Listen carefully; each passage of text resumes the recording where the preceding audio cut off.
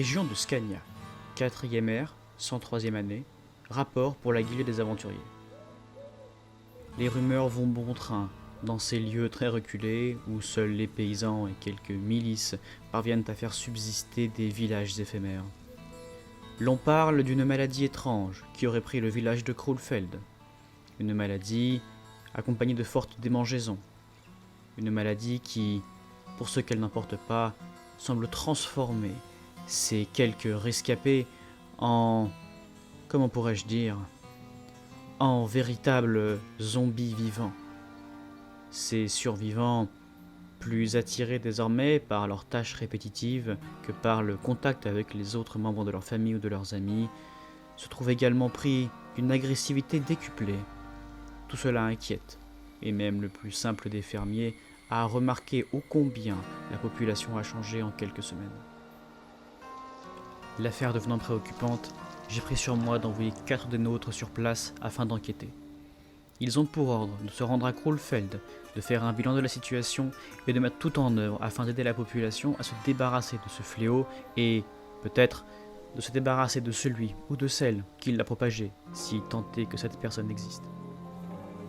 Je vous transmets ci-joint les 4 profils que j'ai choisis. Tout d'abord Delcar, l'elfe noir, guerrier entraîné, combattant hors pair qui a quitté son foyer suite à des petits problèmes avec les nobles.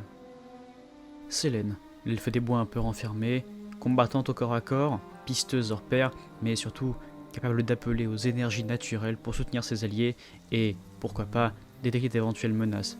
Cela ne sera pas de trop en une telle région.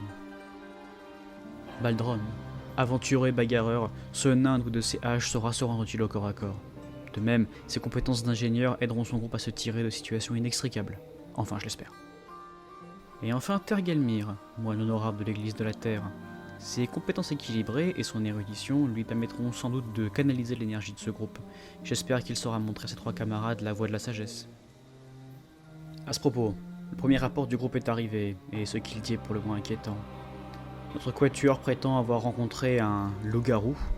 Oui, moi aussi j'ai du mal à y croire. Ces créatures ont disparu depuis la 3e ère. Du moins c'est ce que l'on prétend. Ce loup-garou aurait visiblement attaqué leur groupe pour récupérer sa proie. Enfin, ce qui semblait être une proie. Un villageois, de Krulfeld sans doute.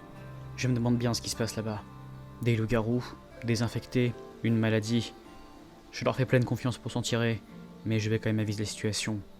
Il serait absolument dommageable que nous perdions ce quatuor, et de surcroît, qu'une invasion lupine soit détectée dans une bourgade aussi reculée.